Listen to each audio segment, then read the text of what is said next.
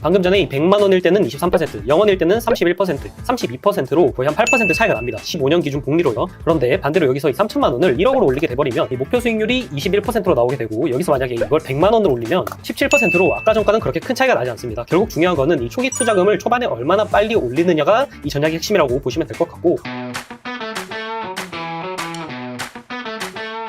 안녕하세요. 이번 시간에는 본격적으로 엑셀을 통해서 목표 금액과 기간을 정하고 이에 따른 수익률을 알아볼 텐데요. 먼저 빠르게 결과부터 보여드리면 이런 식으로 계산이 돼서 나옵니다. 목표 기간이 15년이고 1년에 5천만 원을 쓰고 싶다고 했을 때 연금으로 매년 1,000만 원 정도를 받는다고 하면 목표 금액은 19억 정도가 나옵니다. 여기서 초기 투자금이 3천만 원이고 매달 100만 원씩 추가로 투자를 한다면 목표 수익률은 연평균 23% 정도, 월평균 1.75%가 나오는데요. 그럼 지금부터는 왜 이런 수치가 나오는지에 대해서 자세하게 설명을 들어보겠습니다. 내용이 너무 어렵다 하시는 분들은 그냥 숫자를 넣는 부분만 따라 하시면 됩니다. 이제 본격적으로 목표 금액 설정과 기간을 설정해 보도록 할 텐데요. 자, 여기 이 엑셀을 보시면 이렇게 파란색으로 쳐진 부분들만 입력을 해주시면 됩니다. 자, 그러면 가장 먼저 기간을 설정해 보도록 하겠습니다. 일단 여기에는 현재 시기를 적어주시면 되고요. 지금 2024년이니까 2024년을 적고, 그 다음으로 내가 은퇴를 하고 싶은 시기나 아니면 내가 은퇴를 할 것 같은 시기를 적어주시면 됩니다.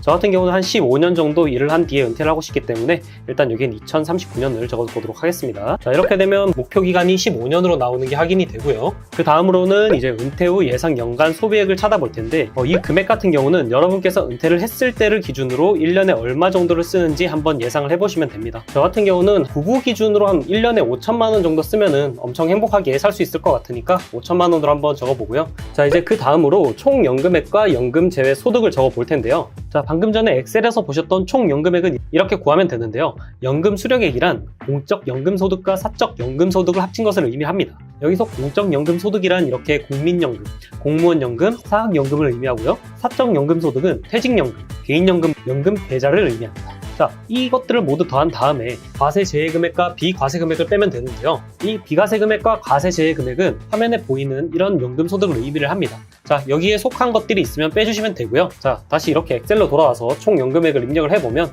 저는 1,000만 원으로 적어보겠습니다. 이렇게 1,000만 원을 적고, 그 다음으로 연금제외 소득은 여러분들께서 하시는 부업이나 임대소득 등을 적어주시면 되는데, 저는 은퇴 후에 그런 것들을 하지 않을 계획이기 때문에 영원으로 표시를 하도록 하고요. 소득공제 같은 경우도 일단은 영원으로 해두도록 하겠습니다. 여기 보시면 연금 소득 공제가 이미 있기 때문에 연금으로 받는 소득 공제를 제외한 나머지 소득 공제되는 부분을 여기다 적어주시면 됩니다. 자, 이렇게 보면은 이 연금 소득 공제가 뭐냐면 총 연금액에 따른 이렇게 소득 공제가 되는 부분들이 있는데, 이것들은 모두 다 엑셀에다가 수식으로 작성을 해뒀기 때문에 여러분들께서 따로 입력을 하실 필요는 없고요. 여러분들께서 총 연금액을 적어주시기만 하면 자동으로 연금 소득으로 얼마가 공제가 되는지 적혀져 나올 겁니다. 연금 소득 공제뿐만이 아니라 종합소득세 과세 표준 이런 것들도 제가 다 수식으로 해놨으니까 혹시나 나중에 이 수치가 변한다면 제가 또 수식을 또 변경해서 알려드릴 테니까 너무 걱정하지 마시고요. 여러분들께서는 제가 말씀드린 이 파란색 부분만 잘 입력을 하시면 다 나오게 될 거예요. 자, 여기까지 적으면 이제 거의 다 대부분의 수치가 나왔습니다. 이거에 대해서 잠깐만 설명을 드리자면, 먼저 이 예상 연간 소비액이 뭐냐면, 만약에 내가 5천만 원을 지금 쓰고 싶다고 해서 15년 뒤에 5천만 원이 지금의 5천만 원의 값어치와 같지 않단 말이죠. 그렇기 때문에 저희는 물가 상승률을 감안을 해서 내가 희망을 은퇴하는 시기에 이 5천만 원의 값어치가 그 당시에는 또 얼마가 될 것인지 계산을 한 게 바로 예상 연간 소비액이고요. 내가 지금 기준으로 5천만 원을 생각한다면 2039년에는 6,700만 원 정도를 벌어야 한 5천만 원의 값어치를 할 수 있다라는 뜻입니다. 그 다음으로 이제 필요 배당 소득을 보면 예상 연간 소비액에서 총 연금액을 뺀 건데 단순하게 뺄셈만 수치고요. 이 금액이 결국 그 2039년 은퇴 시기를 기준으로 배당으로 얼마를 받아야 하는지를 나타내는 숫자입니다. 결국 저는 5,700만 원을 이 배당 소득으로 확보를 해야 된다는 뜻이죠. 그렇다면 이 배당 소득이 끝이냐? 아닙니다. 이 배당 소득 같은 경우는 원천징수로 15%를 떼고 받기 때문에 그 빠진 15%만큼을 다시 더해줘야 합니다. 그래서 그걸 감안한 수치가 바로 6,740만 원입니다. 자, 그렇게 되면 이제 저희가 내야 될 이제 세금이 어느 정도 나오게 되는데, 이 6,740만 원에서 배당 소득세 같은 경우는 2천만 원을 제외한 나머지 부분이 종합소득세로 이제 포함이 되게 되거든요.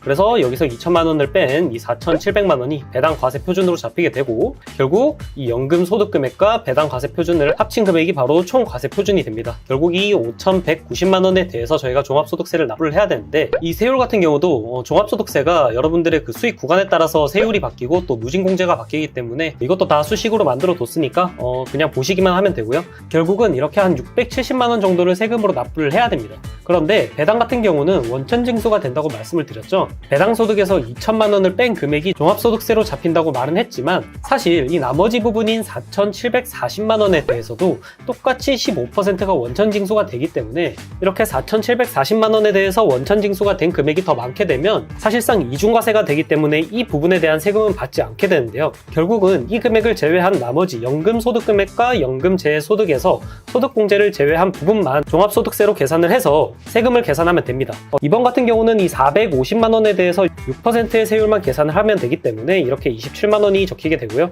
이렇게 되면 최종 필요 배당 소득은 여기서 27만원을 더한 6,767만원이 되겠죠.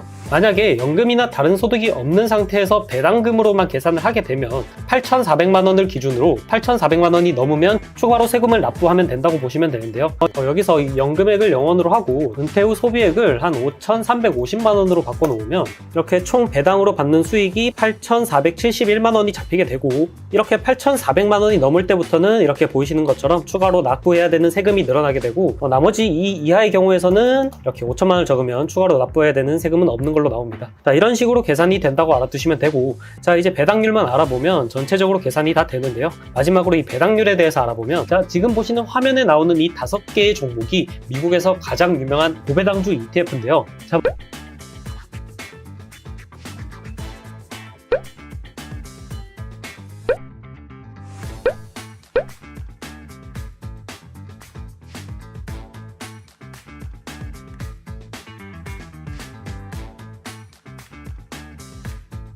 결국 요약하면 우리는 이 iShares와 이 휴합을 적당히 조합을 해서 포트를 구성을 하면 될 것 같네요. 자, 그러면 이 iShares의 배당률인 3.7%와 휴합의 배당률인 3.3%를 대략 더해서 나누면 한 3.5%가 나오겠죠. 자, 그러면 우리는 이 배당률을 3.5라고 가정을 하고 계산을 해보도록 하겠습니다. 이렇게 배당률을 3.5%를 입력을 하게 되면 총 목표 금액이 결국은 한 19억 정도로 나오네요. 제가 15년 동안 19억을 벌어야 한다는 뜻이 되겠죠. 자, 그러면 이 19억이란 돈을 제가 어떻게 벌어야 될지에 대한 자세한 내용은 다음 강부터 또 본격적으로 알아보도록 하고 일단 지금은 초기 투자금과 매월 적립식으로 얼마를 투자했을 때 또 어떻게 수익률을 내야 되는지를 한번 계산해 보도록 하겠습니다. 자, 제가 지금 만약에 초기 투자금이 한 3천만 원이 있다고 치고 3천만 원 적고 그리고 매월 추가적으로 100만 원 정도 적어 보겠습니다. 매월 한 100만 원씩 적립식으로 투자를 한다고 치면 그럼 목표 수익률이 23%가 나옵니다. 1년에 23%를 벌어야 된다는 뜻이고 월에는 1.75%를 벌어야 된다는 뜻이죠.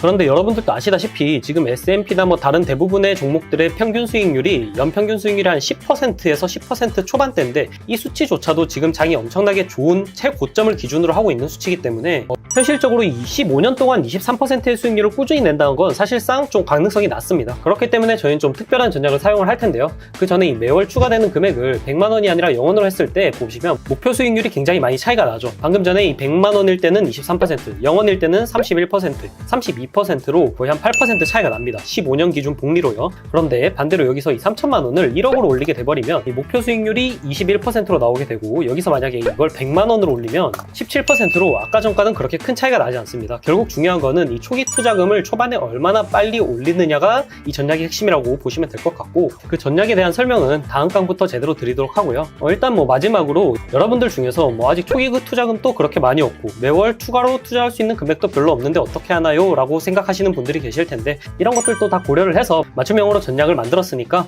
초기 투자금이 그렇게 많지 않으신 분들도 얼마든지 목표 금액을 달성하실 수 있습니다. 그러니까 여러분들께서는 이 엑셀 파일을 한번 받아보신 후에 내가 얼마를 쓰고 싶고 또 그러려면 얼마를 벌어야 하고 그리고 내 초기 투자금이 얼만데 또 얼마를 넣었을 때 몇 퍼센트를 벌어야 하는지를 한번 계산해 보시면서 다음 영상 기다려주시면 감사할 것 같습니다.